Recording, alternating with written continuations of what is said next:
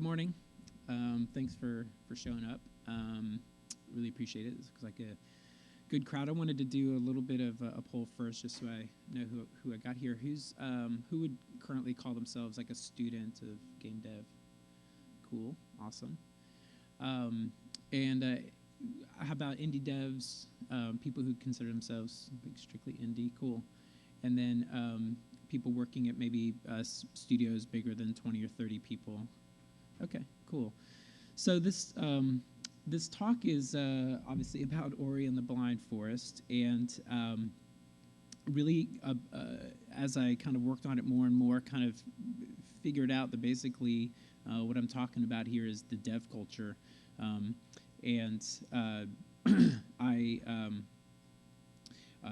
titled it before I really kind of got to that conclusion that was what I found really interesting about the project. So I think that is going to apply to anybody in the room, what it's like to kind of have those types of collaborations and what's special about Ori in that regard. So again, thanks for coming, and this is going to be really a lot of fun. This project was really special. I've been working in movies and games for a number of years, and I fell in love with Ori in a way I really had not fallen in love with any other project. So it's really exciting for me to talk about it. So let's move on. So first off, just a little about me. I'm a sound designer, and I have a company called Wabi Sabi Sound, and we're based here in Atlanta in Candler Park. When I first started working on the game, which was 3+ years ago, or about 4 years ago actually, we were in Berkeley, but we've moved here now. We have a 4-person team in Candler Park, and we work with game studios all around the world. Sometimes as a full audio team for the projects, and sometimes contracting. We'll go a little bit more into that. And if anybody knows of space, my company's looking for some space in the Atlanta area to ideally cohabitate with other developers. So if anybody knows of anything, please ping me.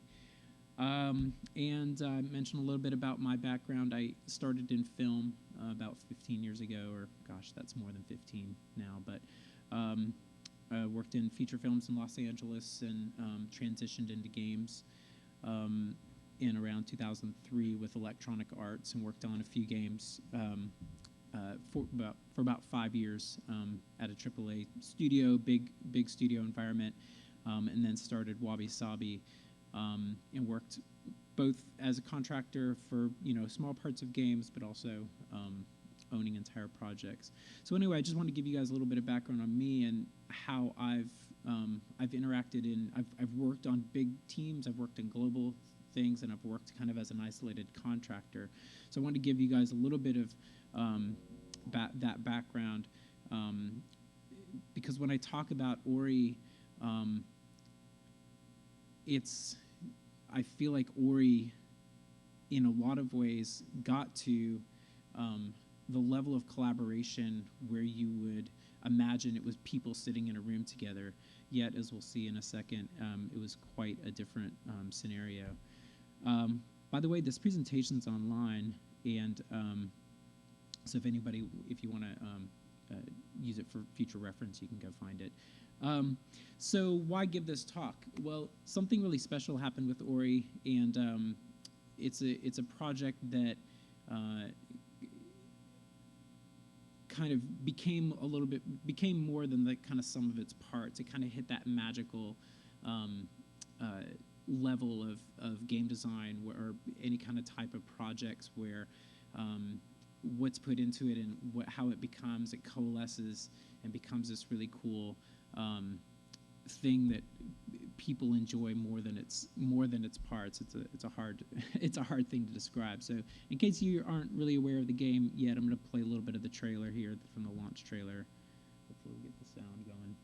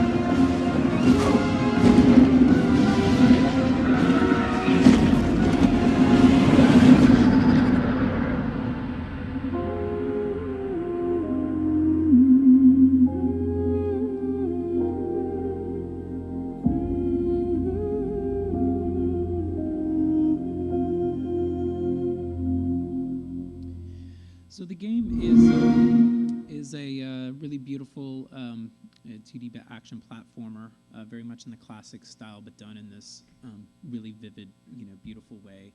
Very intricate story, and it's a big game. It's about first time to play it through is about 10 or 11 hours, and so it was a pretty significant undertaking. It was a lot of man hours.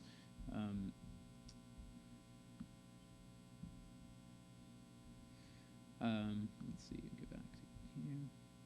So just a little bit of bragging, why not?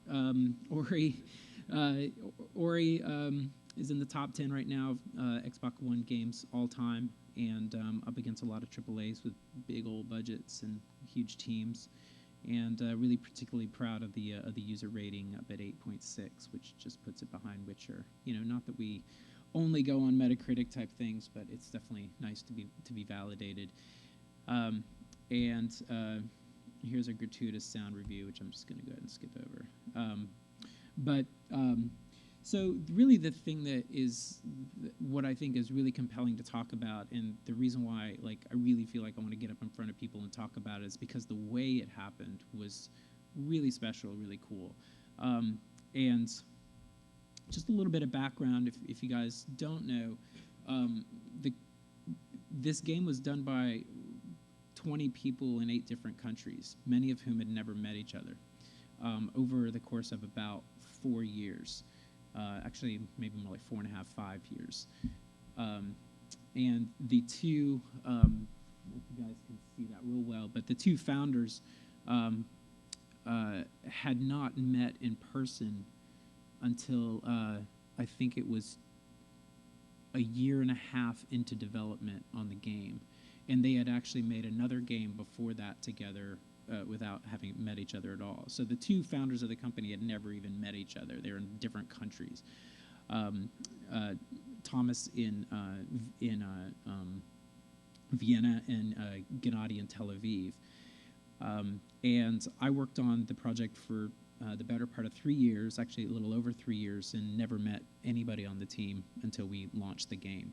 So So I feel like the contrast with a game that's highly nuanced, very high production values, and a big game done by a team globally distributed is a pretty compelling story. And here's a picture of the other half of the team. Here too. So what does it boil down to? How did this happen? And I break it down.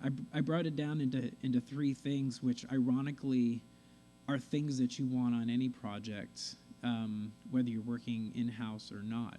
Which in thinking about it a little bit more,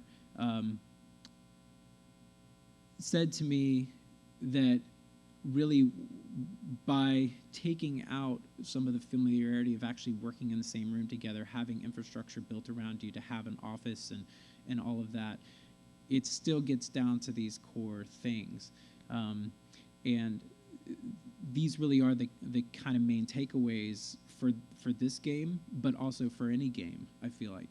So again, I think anybody, whether you're working remotely as a studio or working as a contractor, working remotely, whether you're looking for talent or working as a contractor or working in-house, these things are all still really important. I want to get into, really dive deep into how these worked so well for Ori and how it could be a study for any organization by taking away those creature comforts of kind of more typical working scenarios. So focus, again, I'm not really breaking any new ground here, but I think because Ori was so unique in the way it was produced, it really just illustrates them and highlights it and puts it into boldface. Knowing what you're making and being able to boil it down. I mean, literally, this did not change at all.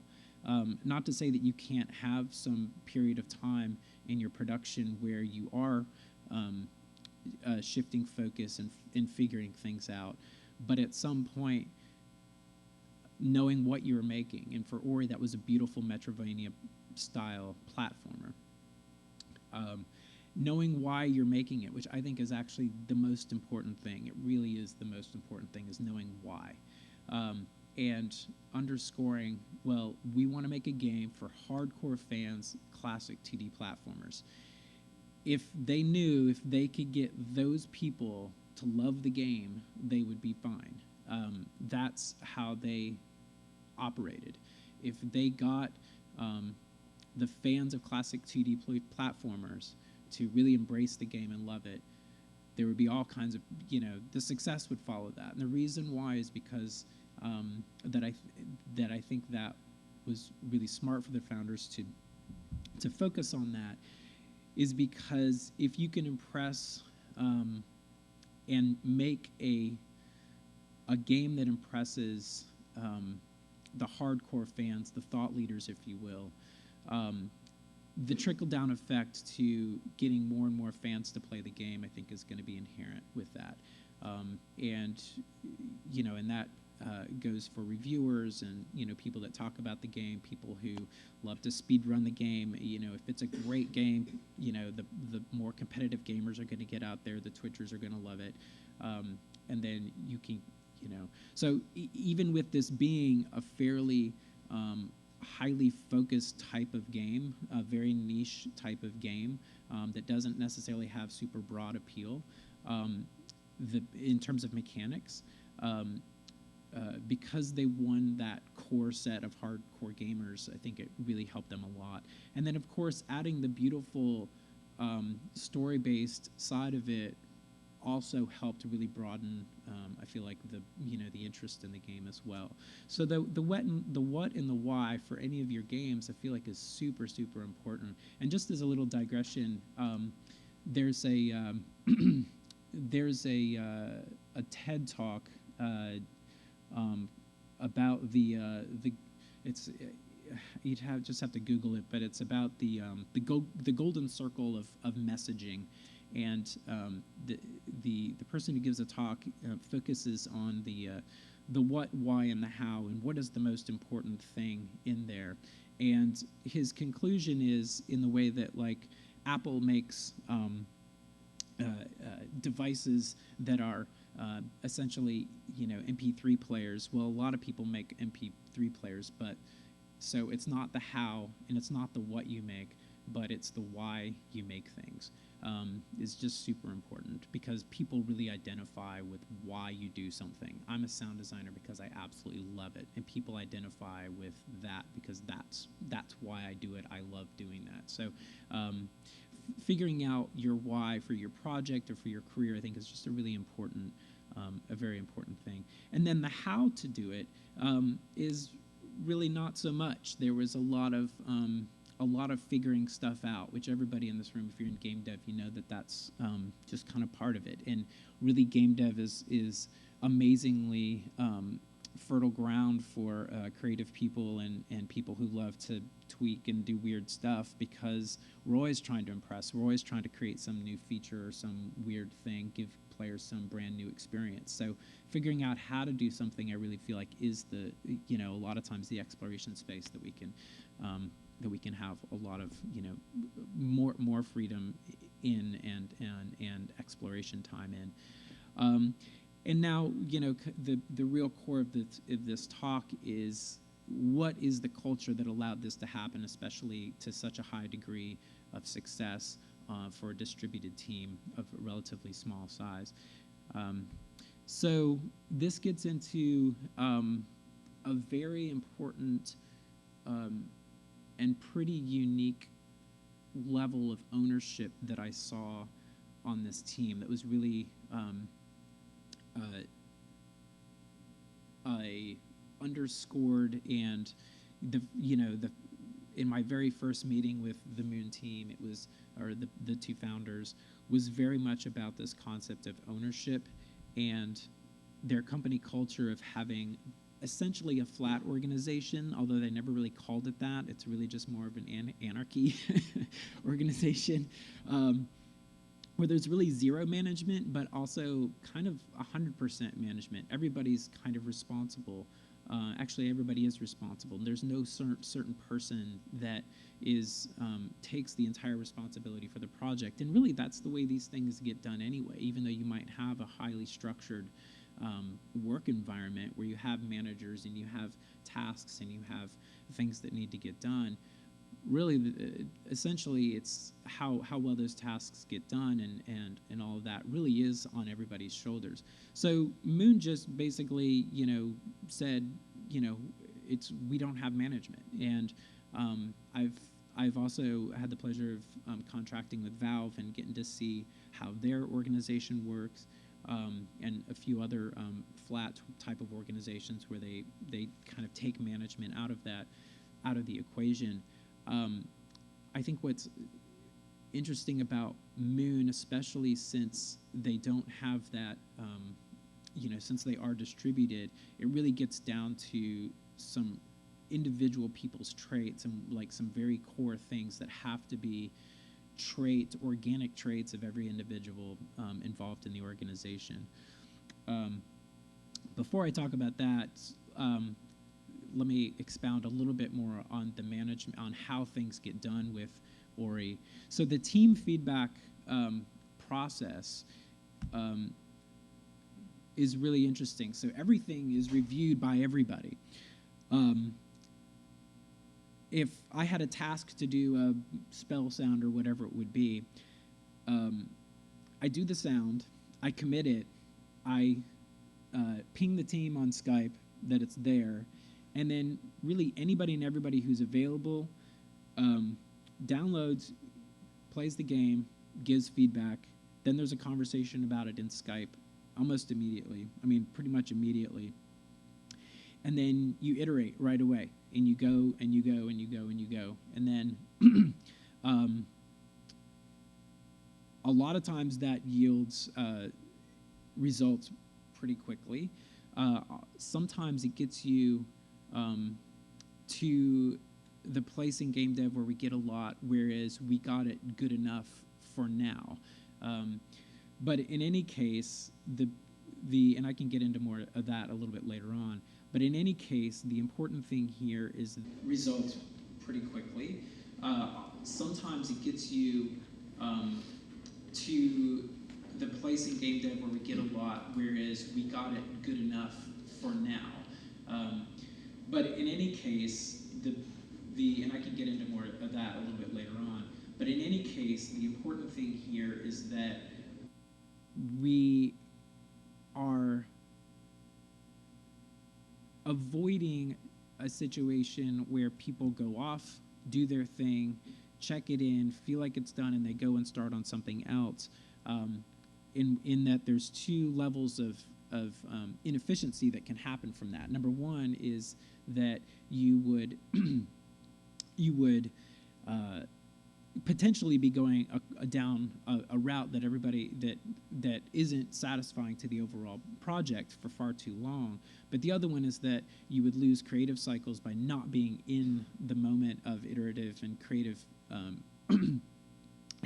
creative focus if you move on to something else. But also, the hive mind sort of, well, let me get back to that, and I'm going to talk about that a little bit more. So anyway, back to the personal traits, and I think I put little light bulbs on these because I think these are super, super important things to have that I think are really important to develop in a career. So the personal traits, of course, everybody has to be competent and everybody has to be really talented. You just gotta, you gotta have, your chops. But in this type of flat or non-management organization, especially when you're working remotely, you really have to have a lot of passion, chutzpah, bulldog mentality, whatever you want to call it, to number one, navigate the basically the group dynamics of creating a creative project, and in some regards that is if you have a feature, or you have something you really want to do, you got really inspired, and you want to create something, but you might be getting a little bit of might be getting a little bit of pushback, or there's not enough resources, everybody's busy. You really have to champion your own cause. It's everybody's responsibility. Every single person on the team had this very same responsibility of, if they saw something that they wanted to be better, they had the responsibility to get it done. There was no other way it was going to get done unless somebody championed it. And because that was just ingrained into the culture, it was going to, it meant that everybody understood that that's the way things were going to get done. And then the next one is thick skin, and this is an interesting one because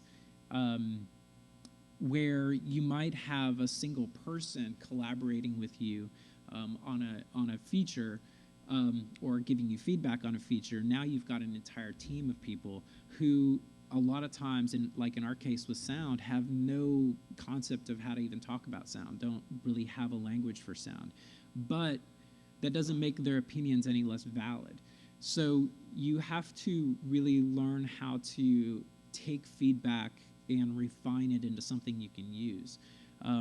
So the thick skin is literally like, you could feel like you're getting ganged up on because you could have done something that you think is amazing, and then you've got 7 people saying that, well, whatever, this and that and the other thing. And a lot of times what they don't like about it could be 7 different things, So you kind of have to, have some thick skin, but also be able to kind of take a step back, process all of the feedback, figure out where you're going to go from there. So I think somewhere else in the slide presentation, I likened it to kind of being in a punk rock band, because that's what it felt like way back in the day when I was a punk rock band. So here's an anatomy of an issue. I've talked a little bit about this, but so I'm a little bit overstating here some of the passion here, but this is this thing sucks. This isn't working. This is terrible. This is not this is going against some of our game design challenges. And then somebody else is like, well, no way, this is great, I did it, it's perfect. But then where I feel like a lot of the where the benefit, where the most value in this system comes in with the moderates, the people who understand the value in what you brought to that particular feature, but also understand that it's not working. And so they're participating to try to help bridge what it is that isn't working. And so I think these people are really the keys to the creative process in this regard over a kind of traditional hierarchical model. And in a lot of ways, they give the kind of feedback that's not present at all in a hierarchical model, where either you are getting like a highly refined and condensed version of what the notes are, versus directly from the source type things. I mean, some people could say, well, it just sounds too sci-fi, or it sounds too electrical, and this needs to be more organic. Well, if you were going to take that piece of feedback and cycle it through some chain of command, by the time it gets back to you, it's a game of telephone. I don't know if you guys know that reference, but it's the game of telephone where like you go one person to the next, and by the time you get to the last person, it's a completely different message. How many times has that happened? All the time. So when you have when you have kind of an open office or a Skype type conversation about these things, it's really you get the feedback very raw.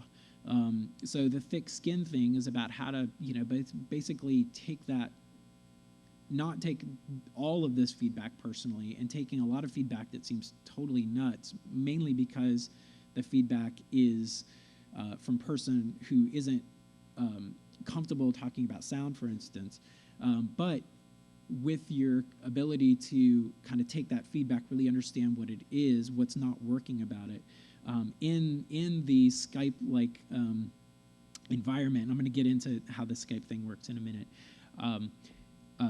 It really creates a very different type of creative process, and I think it's a really important aspect of how Ori got done with such a small team spread out like that. So if you don't have an opinion, that's fine. It's fine to totally sit on the sidelines. And the team actually really loved this slide. I think this slide to them, like I sent it to them for feedback, and they totally called this one out as loving it. And you know, an issue really doesn't get resolved until everybody's happy or basically stops complaining about it, or you know, or you basically run out of time, which fortunately we were able to get the time we needed. So so here's a typical day at the office. I don't know if you guys can see that well, but under my Moon chat, I have 2,100 messages, and that would be pretty common when I sat down in the morning at 9 o'clock or 9:30. It would have 2,100 messages going on here. Now, would I have read every single one of those? Probably not, but you get pretty good at using your filters and stuff like that in Skype. We also we switched over to Slack in the last year of the project as well, which is a little bit easier to manage all the conversations. But so I thought it would be fun to, as I mentioned when I was proofing the presentation this week, I actually threw it up online and had the team give me feedback on it, much in the way that would have happened with the game. so I just threw it up here, and I know you guys can't read that, but I'll paraphrase. So hey, I'm doing a presentation this weekend. Would you guys be, here's the presentation. Would you guys mind checking my facts and giving me some feedback? And then we joke around a little bit. Hey, you should get a slide when we have an 89 Metacritic. And then I say, well, I think we were 90 for a minute. I wish I could go back in time, because back on this day we were at an 88. So then, so keep a look at or I'll tell you guys that I dropped that into this chat at 10:58. Of course, they had no idea I was even doing this, and I dropped it in at 10:58 a.m. So, we joke around a little bit. Hey, Gennady, one of the finders, says, hey, you got something wrong. That's not when Thomas and I met. It's blah, blah, blah. Oh, and somebody called out that I had forgotten to highlight Canada on my world map.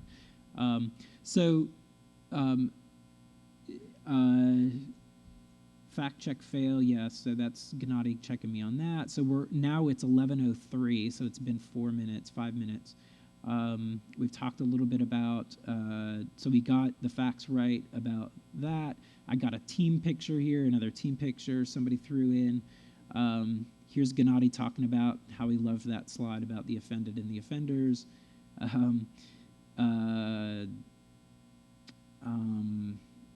They're getting some more photos. Some other people had some photos on their cameras, on their phones, and sent them in. So we got another one there. And they called me out on another error, and then somebody suggests that I actually throw this Skype chat up into the presentation so people could see how this all works. Sorry, I'm getting pretty meta. So now we're at 11:10. So in the course of 12 minutes, think about all the refining that happened on this presentation. I got photos, I got feedback, I got fact-checked. I didn't even have to set up a meeting, I just threw it in there. So I hope that shows you guys, when we talk about the thousands, tens of thousands of issues, of tiny, tiny, tiny little things that go into a project to make it refined and polished and beautiful and an amazing experience and reaching those higher levels of greater than the sum of its parts. This is what it's about. It's about the details. It's about the refinement. It's about the polish. It's about adding those little bits of personality on top of the big features. You've got your big features. You're a Metroidvania platformer and you're beautiful. Okay, but it's like people buy into, people are have synesthesia. It's probably not the right word for that, but they have this this saturation of their senses with story, with message, with color palettes, with art, with animation, with sound, with music, all based upon how well these things work together. And if you've ever worked on one of these more sophisticated, bigger projects, you understand it's really like thousands and thousands and thousands of interactions like this, tens of thousands, So let's move on here. So I want to give a few quick examples. Let me check my time. I want to give a few examples of how this happened in the game. So the first example here was about 2/3 of the way through the game, we had an interaction that's really more of kind of a cat and mouse kind of sneak mechanic. Now, up until this point in the game, it'd really been kind of platforming, action. So you're platforming, you're trying to figure out a cool, like, new little area, and it takes some weird skill or some new thing that you just learned, and it's tricky and it's frustrating and it's, it takes some kind of mental work to get it done. And then you kind of get into an action sequence where it's like you're running away from something and it's like high octane. But we got to this play, we designed this area here, and it's more of a sneaking around kind of mechanic. And so the lead designer, Gareth and I, the composer, thought, hey, it'd be really cool to change it up here and not do our more typical thing with the music, and be more atmospheric, be more kind of Splinter Cell-y, where it's like very, like quiet, having this like area of a place where you really hear a lot of detail. And we decided to just go ahead and do it. We had latitude to just kind of do our own thing. And we did a first version of it, and immediately it wasn't great. It never is great on your first iteration. And the lead designer just hated it. He was just like, no, this is like, we need that music. We need that, we need the typical kind of Ori music. But we worked on it, and we were pretty steadfast, and we made our case to the general team kind of, as we said, out in the open with it. And eventually we were able to make it happen. And I think that this is important, not one just to kind of say, hey, the sound designer, beat the game designer kind of thing, but really because we were really challenged to go beyond, our first and second iteration weren't really good enough. And that was why, even though they probably were good enough to ship in a lot of games, but we had this back pressure going all the time, where not only were we able to kind of work on this feature, but we had a lot of back pressure to make it even better. The bar was to surpass anything else that we had done in the game effectively. So this was just just to kind of show that one. Here's another one where. Let me quickly describe. So there, you have a little. This little dot here is basically like a guiding light for Ori, and speaks to Ori in a gibberish language, and it's written here in English. Well, there's times here in English where where sign is actually saying Ori or saying Spirit Tree, and we had developed a system, years in advance, that was basically a fairly rudimentary system that was just based on the emotion and the sort of basically the emotion and the kind of intensity of what was being said. But we had moments in there where we had the gibberish talk actually saying Ori or saying things that referenced in the game. But because it was a randomized system, sometimes it was saying Ori when you didn't see it, and sometimes you saw Ori and you didn't hear it. That's something you probably can ship with, because it was such an ethereal sounding thing. But we had one QA tester who was just irate that this was the way it was. I mean, just absolutely like on me about it. And with everything we had to do, it was just felt like such a low priority. But I couldn't shake it. It was like, I know you're right. Like, you're right. I've got a billion things to do, but you're right. But I have a lot to do, but you're right. We don't even have sound on things, but you're right. And so it got done. And I thank him, because it was a really big, important detail that that I know people really appreciate. And then just quickly on this one, this actually isn't the right slide. I couldn't get the right slide in, but there was a moment early on in the game where it's really just an early. It's a part of the game where you're just kind of exploring. You're learning you're learning your abilities. It's pretty chill. It's atmospheric. but right at the very end of the schedule, I mean, literally with like an hour before we had to really be done, somebody got some really great VFX thing done, and it like just blew the saturation of the scene out hugely. It was an effect that was global, so it was happening all over the game. And in this part of the game, it just made the scene just like infrared. It was crazy bright and everything, and it just really ruined the mood. It was So here I am. I'm a sound designer. I'm somewhat responsible for mood and scenes, but it's not really my core job. My core, but on a game like Ori, and in the way that culture works, it actually is my job to say these kind of things. Hey, as a gamer, as a player of this game, I really feel like these, super, it wasn't even that big of an effect, but it was a big enough effect that it really changed the mood of the game. So, without being a VFX guy, without being a game designer, I was able to say that and have it, and it got tweaked based on that feedback, because other people said, "Oh yeah, you're kind of right about that." I talked a little bit about kind of the meta of all of this, having kind of a distributed team, having a decided lack of management, and really placing the onus for the project's success on every single person in there to make it better in whatever way they could. And so the back pressure and the motivator is really the game's success. The reason why we're engaged in this way is because we want the game to be a success, not because we're trying to get to-do list done, not because we're trying to impress somebody in management, or some of our peers.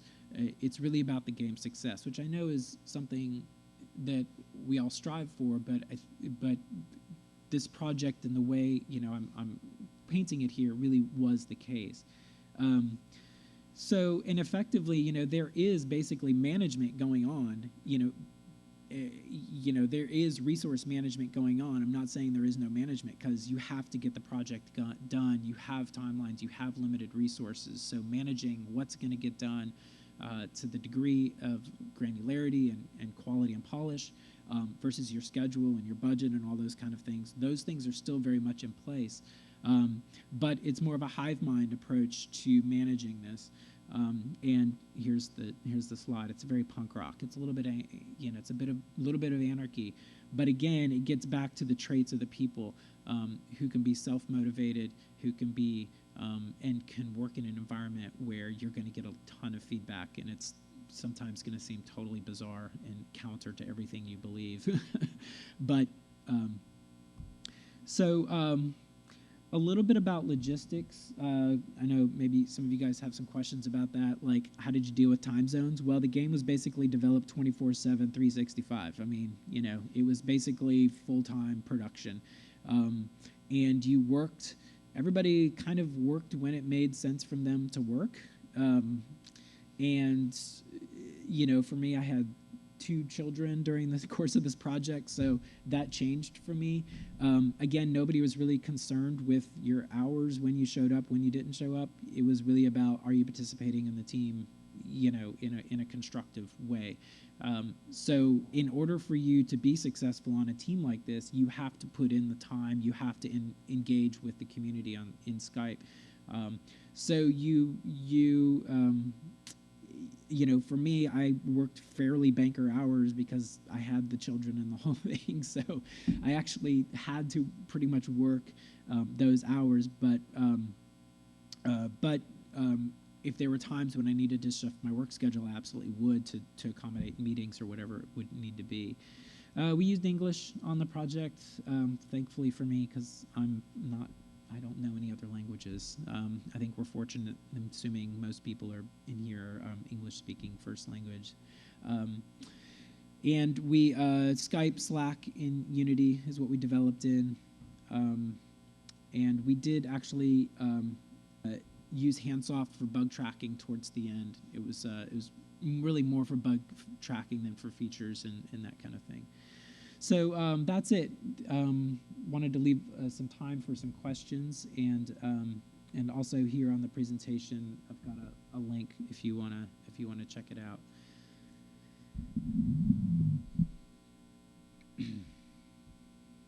Any questions? Yeah. It was funded by Microsoft. I'm not privy to how it was funded in the early days. I I think it was a slow drip from Microsoft, and as they completed milestones, they got bigger chunks of money. So yeah. Eh. How you formally decide is first. How do you work up in the discussions, especially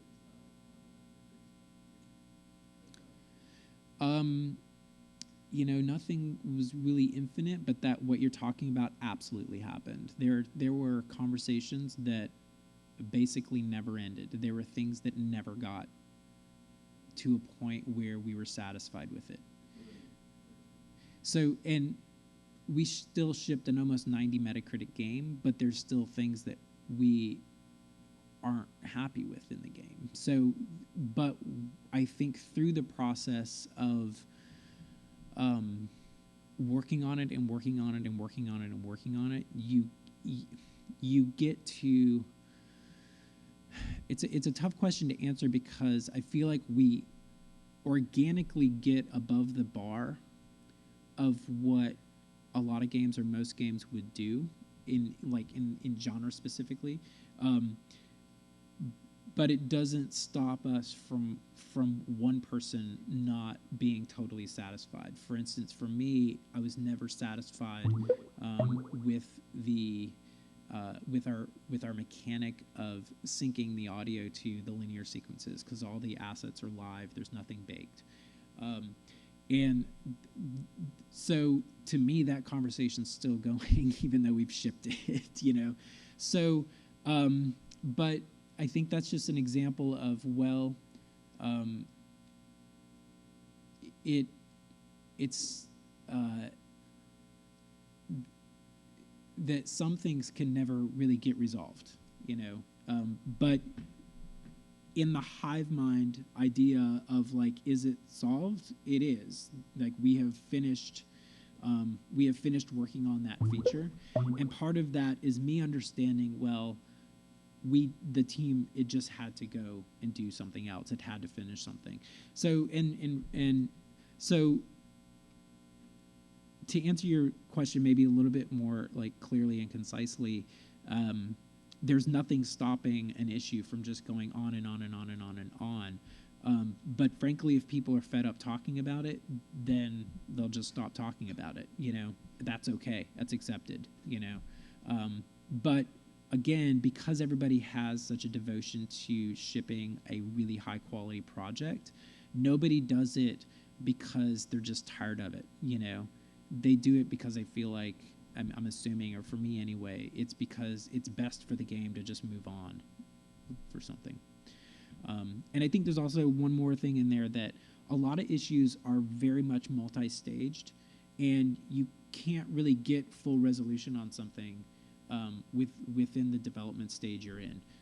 For us, for instance, the story was something we really had to work on in parts. And there were times when we could get to the story to a certain part, and then we had to, even though we worked on it and worked on and worked on it, it was actually better to pause and let that just be unresolved, and then pick it up at a later, you know, dev stage point. It's a hard one to answer, but it's organically somehow it just happens that the priorities float to the top. So there's not like someone driving the vision. There's no singular vision. It's like Yes, it's totally the hive mind. how did that work in relation to Microsoft? Probably wants specific things. It's a really good question. Creatively, they were thrilled with what we were doing. So creatively, mechanics, all of that, there was never a question. The producers at Microsoft did a marvelous job of towing that line, I feel like. we broke their rules, and they were still very supportive. And I think that there was just a tremendous amount of trust on their part. Even though, and because the model that we're talking about does not at all, as you're picking up on, fit into a model of like, well, your beta is on March 27th, so you better get it, and we've got all the marketing money spent, so you better get it done, kind of thing. I think that had we been maybe more on a fixed schedule like that, we probably could have gotten more marketing. We probably could have enjoyed some of those reasons why you do that, hitting certain dates, hitting certain key times in the market, and getting your marketing lined up. But for this game, for this project, for this dev culture, it was really more important about making a good game and getting good ratings and having word of mouth than it was about shipping at a certain time and getting a particular type of marketing plan going. So that's why I really credit the Microsoft producer team for either knowing that or or just allowing us the space we needed to get it done well. Yeah. Since you have a background in sound design, do you have any tips or tricks to making natural ambient sounds without seeming like you just put it in a bird chirping out, put it in some random car noise in the air or something? I mean, a lot of that is experience. What works for one game absolutely does not work at all for another. And to relate this back to Ori, I didn't have too much of a problem with Ori with the ambiences, for instance. I use a lot of organic stuff that I've recorded. I mean, 90% of what's in there is stuff that I've recorded for ambiences, and you just kind of have to know the project, and you have to. It's really not so much about people like to think that it's about the actual bird chirp or about some particular thing, but it's really about everything else that's going on and what's the ambience's role. So really, it's about listening to the music. It's about understanding that you're what your game is about, and it's also understanding what the individual moment that you're in the game is about. If you have a bird tweet in the middle of a raging thing with things exploding and owls coming after you, it just really isn't going to work. It's not necessary. But if you have a lull and it's about Ori exploring his world a little bit, that's a nice place to put in some bird stuff and let the player and let Ori kind of be in the world. So it's really more about understanding what the gamer experience is, and as far as how you select the sounds, it's knowing the fiction, knowing what kind of says that to people about the fiction. So yeah.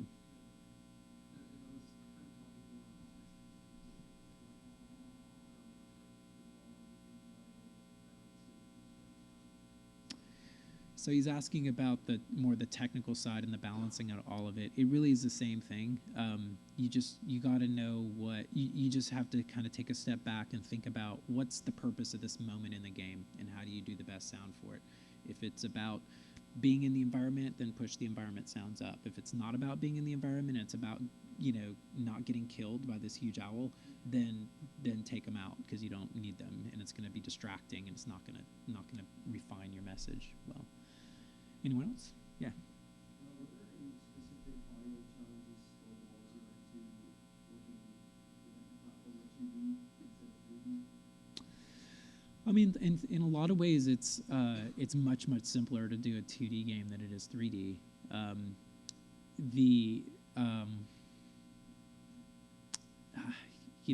There were challenges.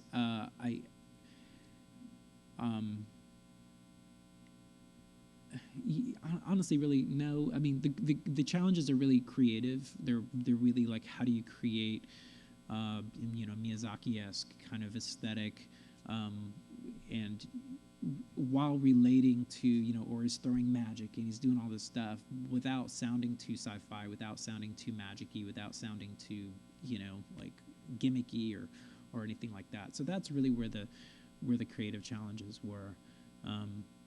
and with a platformer, responsiveness of the gameplay is super important. So all the sounds had to just be in like a drum kit kind of thing, you know, especially the platforming sounds. It just had to make it as absolutely responsive as possible. So I would say that's something that with a platformer, when it's just all about precision gaming, that's a little bit of a challenge, and it restricts you a little bit even over a 3D shooter type thing. Owen here. You had mentioned prior to you had experience in cloud organization. Mm. I take it that there were other members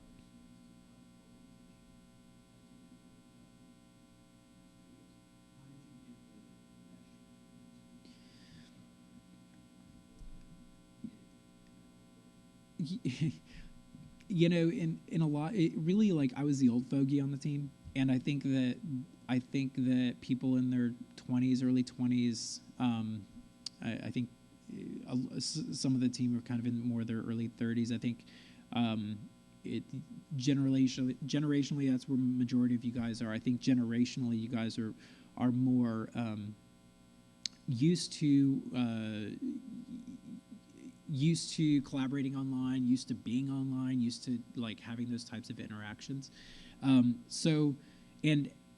the other thing too, with being a distributed team, I actually don't know the background of most of the people on the team. You know, I just don't know. I mean, with Thomas, he had done some work with Blizzard on site, so he'd worked with them on site at Blizzard. Outside of that, I don't think he had a lot of experience inside of a team. So I think he had, I think he had most of his experience was working kind of more in the independent kind of realm, distributed, independent realm. So yeah, I don't really have a great insight into that. I think my observations are just, maybe somewhat unique because I do have experience working in a lot of different types of like organizations. But my impression is that a lot of the team had been used to working like this. Yeah. And yeah.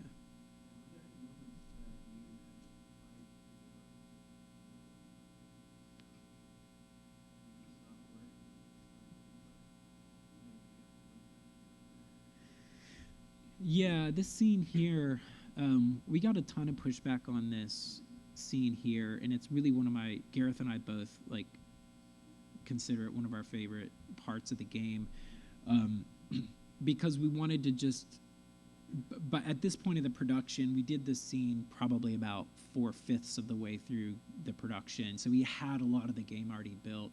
We knew what the game was, and so this interaction, you're basically Ori here in the little white dude is like the big owl will come and snatch you if you're out beyond that ledge for more than 2 seconds. So it's really a lot about, it's like a cat and mouse kind of sneak around, don't get caught kind of thing. And again, with Gareth and I both, composers and sound designers have kind of an ongoing challenge where people are very, very invested, and it's great to, work with people. Because they're very invested, they understand the value that we bring, but they don't 100% understand how we're doing it or how we're creating the different motions and the different types of experiences we have. So for Thomas, I think just talking with him, it just felt very weird. It felt different to the game that we had this kind of sneaking, that we had this really different kind of music and really different kind of sound design moment in here. But this is also very much, as I argued, this was also a game mechanic that was very different than the rest of the game. It was really, again, I just kept going back to Splinter Cell type games. It was like you just peek out the corner and go back and peek out the corner and go back. Well, it just doesn't work to have pounding music going during that. It's just way more about the intrigue and the suspense and all of that. So I think part of it is again being very empathic around why people are giving you the feedback they're giving. There's the face value feedback, what's being typed into the Skype thing. This is, this feels boring or blah, blah, blah, or whatever. And then, having the kind of the empathic and the introspection piece of it where you can say, well, why does this feel this way? Is there something that I can do that will kind of satisfy what he's talking about? And or have we just, are we still aesthetically not there yet? You know, so it's kind of an evolving process. And again, even though I feel like we won on this, I really feel like we were challenged even that much more because we wanted to take this initiative and do something different in this part, that it made Gareth and I work that much harder on it to really prove it out and make it that much better. So I think this area here is a good example, and I wish I could play it for you. I don't have it, but it's very, like very creepy, very, you hear a lot of the water and the ice here. The way you get through this is you actually smash down through this ice and you swim over. So one thing I wanted to do was play up the ice clacking and the stuff like that to kind of give the player a little bit more of like the a tell on perhaps how they could solve this. Who else? Yeah, in the black in the back.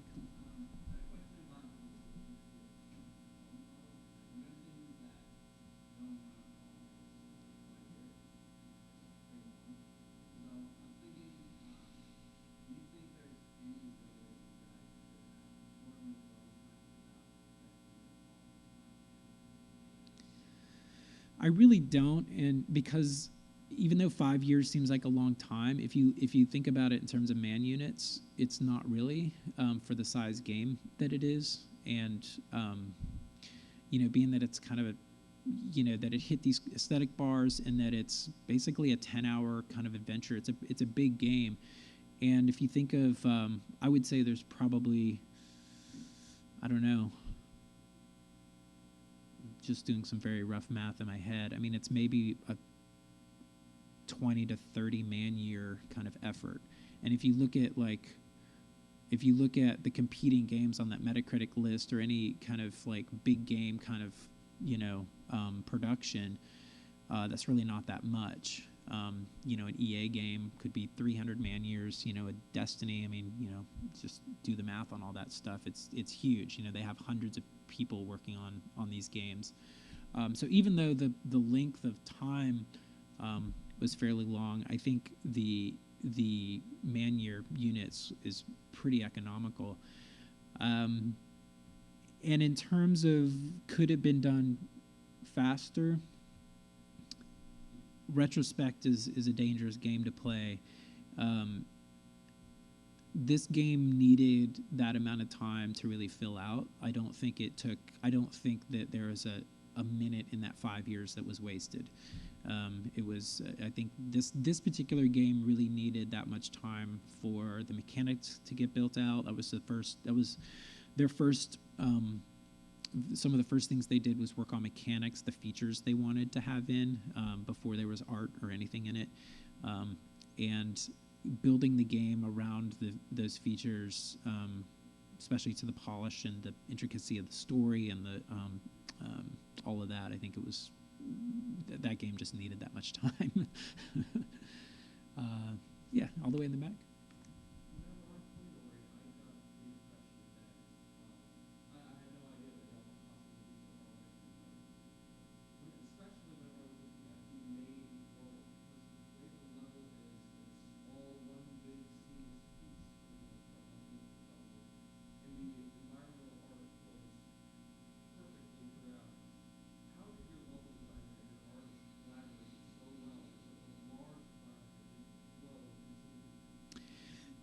It's a good question. I mean, I have a pretty limited view into that, but it is literally one map, and so the fact that it flows together is no accident.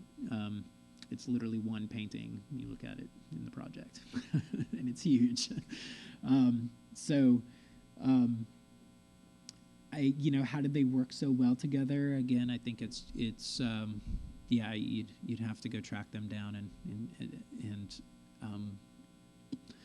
and attend their panel. But again, this creative process was, really allowed for that kind of highly detailed, highly polished kind of co-collaboration, if you will, because people weren't in other games, like, even a sound designer and a composer might kind of talk and 5, 10, 20 times on a project. Well, we were in constant communication. So with Ori, and even when we weren't, Gareth a lot of times says, I'm amazed we talked so little as we did, and got it kind of together the way we did. But the fact that I think the hive mind thing that I keep talking about means that you're connected, even though you may not even be communicating directly a lot of times. So anyway, it's a little bit of a difficult question to answer for me as the sound designer, but yeah.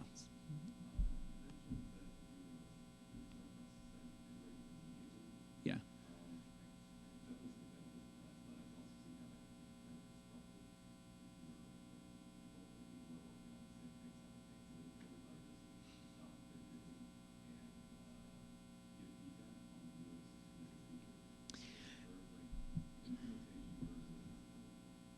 Yeah. So, everybody has their kind of different working style and cycles and what have you. So I think the answer to the question, does everybody stop what they're doing and look at something? No. But you would never have a situation where you drop something into the game and nobody would give feedback. So everybody had this understanding that we needed feedback. And like if a situation happened that was like, okay, nobody gave feedback, somebody would say, we got to get feedback on this, like, let's do it now. Somebody like prioritize it and let's get it done. And then if that somebody reported something back and said, well, it's pretty cool, but blah blah blah, then it probably would spark a conversation about, well, like, but we kind of, this is a, like pink fireball shooting plant. It should sound organic, like organic plasma fire, or something, so that would kind of spark a conversation. In terms of, was it disruptive? Is it counterproductive?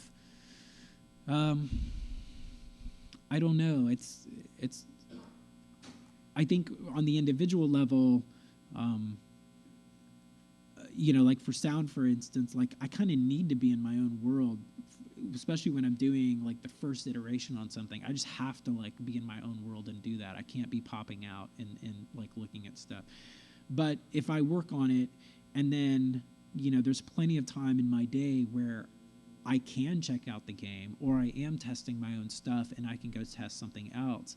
And it's like, I really care about the game, so I kind of want to see what this new mechanic looks like, So I'll cruise over there when I do have a moment and check it out. So again, it kind of defies a process chart, of like how to do this stuff. But I think it's a mix of like each individual's kind of working style, whether they can kind of pop in and out of what they're kind of focused on to go take a look, or if they're kind of are to a point where they're in the game, they're playing it, they're tweaking around. It's not that hard, it would just be cruising over to another scene to go check something out for them to go do it, so they will. And again, I think the size of our team was just kind of big enough that like you really wouldn't go without too much, without feedback. Let's get him back here real quick. Yeah.